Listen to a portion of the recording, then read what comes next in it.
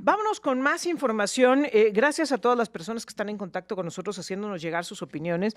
Nos estaban preguntando, por ejemplo, qué había pasado con los bonos. Recordarás que en algún momento se hizo súper escandaloso esto de los bonos en el Poder Judicial el local. No estoy hablando del federal, del Poder Judicial local, en donde incluso se reportaba que llegaban a tener más de una decena de prestaciones adicionales al sueldo que percibían. Se mantienen varios de ellos. Bueno, insisto, la última actualización, porque no tenemos de este 2026. La última actualización mantiene el sueldo base, la despensa, ayuda para el transporte, el bono de vida cara, que constantemente hemos cuestionado aquí, pues, ¿qué es eso de bono de vida cara? Pero bueno, ahí está. Previsión social, apoyo económico familiar, apoyo a servicios, bono compensatorio, bono mensual 1, bono mensual 2 y compensación mensual 2. Es lo que se mantiene hasta ahora, lo que aparece en el tabulador. Estamos hablando, y los contamos rapidito, además del sueldo base, 1, 2, 3, 4, 5, 6, 7, 8, 9, 10 adicionales al sueldo base que se percibe en el Poder Judicial. Eso se mantienen. Y sí, efectivamente, como nos mencionan a través de los mensajes, muchísimas gracias por estar en contacto con nosotros, pues es uno de los temas que se supone que había quedado ahí ventilado y que pues parecía un tanto excesivo. Se mantiene. No ha pasado absolutamente nada. Se sostiene y se mantiene dentro del Poder Judicial por lo menos 10 prestaciones adicionales al sueldo base que tienen los trabajadores de ahí. Y creo, a reserva de lo que nos digan los expertos en materia jurídica, que sería muy complicado eliminarlo, porque la mayor parte de los trabajadores ya lleva un rato ahí y sería afectarlos en un derecho laboral que hayan adquirido. Es decir, esta idea que luego nos vendieron de ya se les van a quitar estos privilegios no va a ser tan sencilla. Seguramente pues en lo jurídico se va a mantener el privilegio para los trabajadores y por ende, pues ahí están todavía estos 10 adicionales a su sueldo. Saludos a Mauricio Hernández, que es quien nos dice que está a punto de tomar el vuelo de regreso a México desde el Cairo y nos está siguiendo a través de la transmisión en Facebook. Muchísimas gracias por estar en contacto con nosotros. Ya está como cada semana en este espacio, Leonel Cerrato. Bienvenido, Leonel, ¿cómo estás? ¿Qué tal? Buenos días, Erika. Buenos días a todas, a todos. ¿Qué andará haciendo en el Cairo? No sé, pero mira, qué pendiente No, de qué lo que está pasando en San Luis, cosa que agradecemos muchísimo. Sí. Oye, nos han escrito de los lugares de verdad más alejados Sí. de San Luis Potosí, que nos sorprende muchísimo, pero creo que, y siempre lo he dicho, lo que deja de manifiesto este tipo de sintonía es que los potosinos en cualquier lugar donde se Sí. encuentren mantienen su corazoncito Sí, en claro. territorio potosino. Mira, Sí. hay gente que está estudiando en Australia, chavos que están estudiando en Australia, que nos han escrito, que nos están viendo a través de las transmisiones en las plataformas digitales. Fíjate qué importante es que un espacio como el tuyo, Erika, se convierta en ese vínculo, ¿no? Sí, claro, que nos da además mucho orgullo. Sí, que podamos claro, ser claro. como ese pedacito de San Luis que Sí, está con ellos. ahí y además en vivo. En vivo y No, en qué directo. cosa. Y llevándoles a Leonel Cerrato Sí, con su bueno, opinión de pues la semana. ni hablar, el paquete va con todo. hasta conmigo. Oye, ¿y el paquete de Morena va con todo y a Adán Augusto López o su Bueno. salida de la coordinación en el Senado ya es una primera apertura de puerta para que se vaya acercando a la salida? Yo creo que está cumpliéndose lo que habíamos analizado aquí, Erika, desde hace ya bastante rato, ¿no? Me refiero que yo empecé a mencionarlo en el mes de, ¿qué sería? Agosto, septiembre, diciendo que era indispensable que estos personajes, me refiero a Adán Augusto López Hernández, el protector de la barredora, en cualquier ciudad democrática y limpia, eso sería un gran título. El protector de la barredora, ¿no? Porque hablaría de limpieza. Pero en este caso la barredora es un cártel de delincuentes con base en Tabasco que se dedicaban a todas las cosas turbias habidas y por haber. No solo narcotráfico, también trata de personas, es decir, esclavitud moderna, tráfico de personas, desde criaturas hasta adultos que iban hacia Estados Unidos, y desde luego extorsión, pago de piso, todas estas modalidades de financiamiento que tienen ahora los mañosos.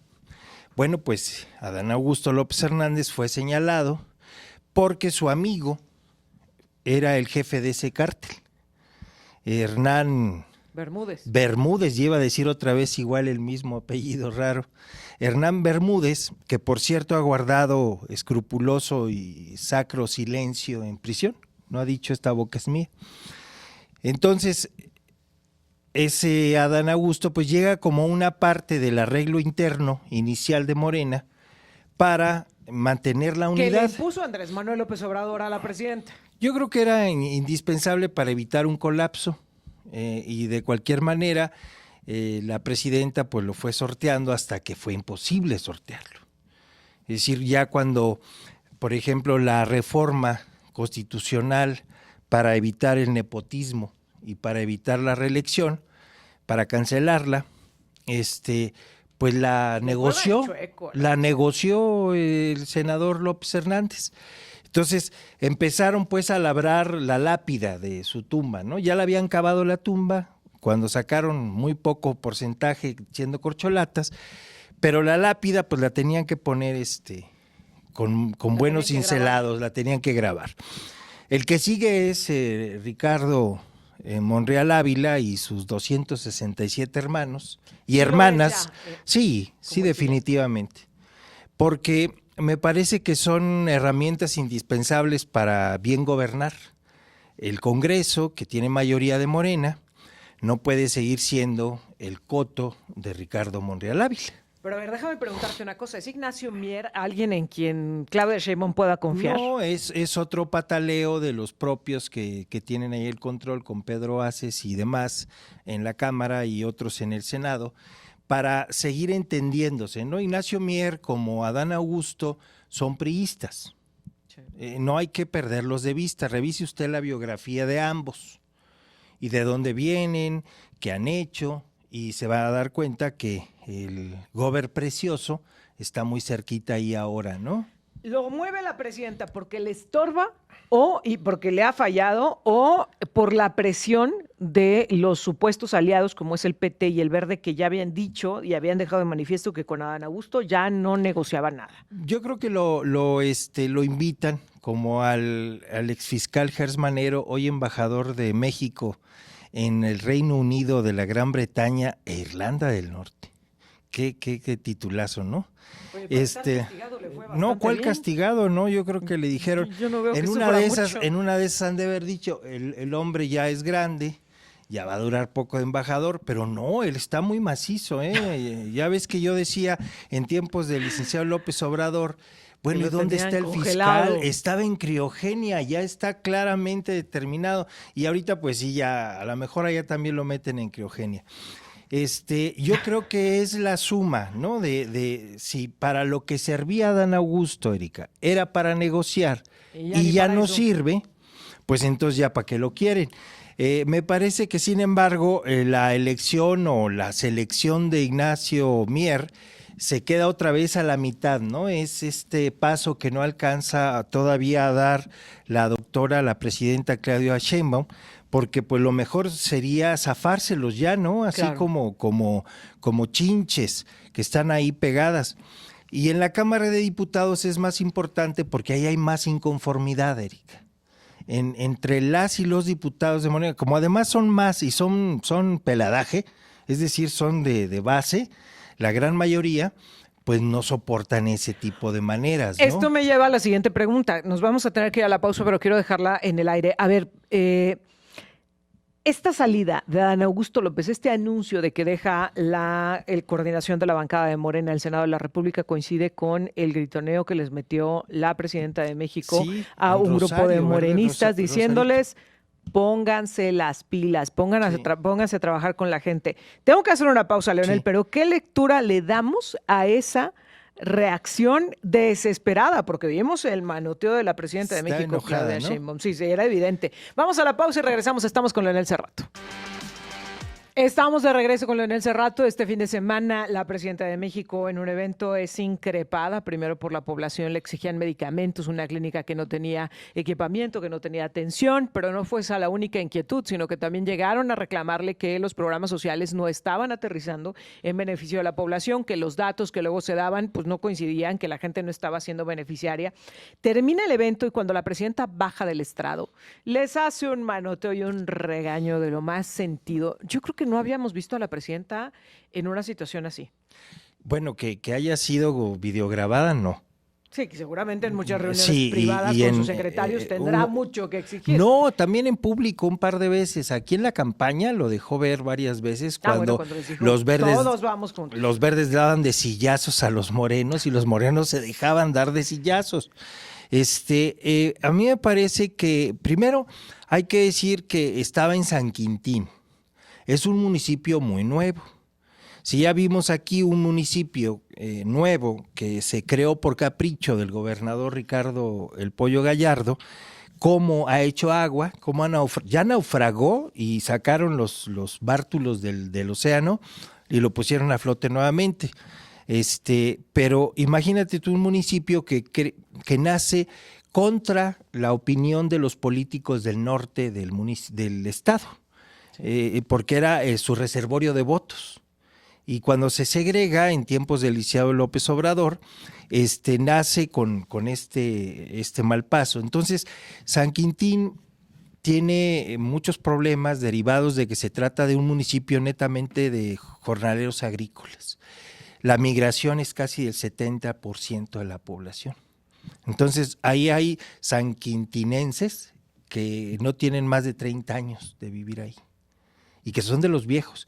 Entonces, es cierto, la presidenta lo reconoció en la mañanera, me parece que ayer, sí, donde dijo que efectivamente a ella le había parecido de muy mal tono, de muy mal gusto, que los políticos, Erika, después de haber oído toda la secuencia de reclamos de la población, todavía se le acercaran con ánimo festivo como si no estuviera pasando nada y le pidieran fotos para su Face, fotos para sus redes sociales, para decir yo estoy con la presidenta. Sí, claro. Porque ¿para qué las quieren, verdad? Sí, todos quieren mostrar que están cercanos a ella. Exactamente, entonces ella se enoja y les dice lo que les ha venido diciendo y que parece que no oyen, que estén con la gente, que estén cerca de la gente, porque en San Quintín, te digo que hay, aparte de ser muy nuevo, a mí me parece que hubo una deficiente atención. Tan es así que ordena en forma directa a la presidenta que la delegada de los programas para el bienestar del estado de Baja California, se vaya a vivir a San Quintín. Es como si aquí sacas de su oropel a los delegados federales, sí, claro, y les dice, va a ir usted a vivir a Santa Catarina. A Santa Catarina. Para que vea la o pobreza. A La Quines, o a Villa de Guadalupe.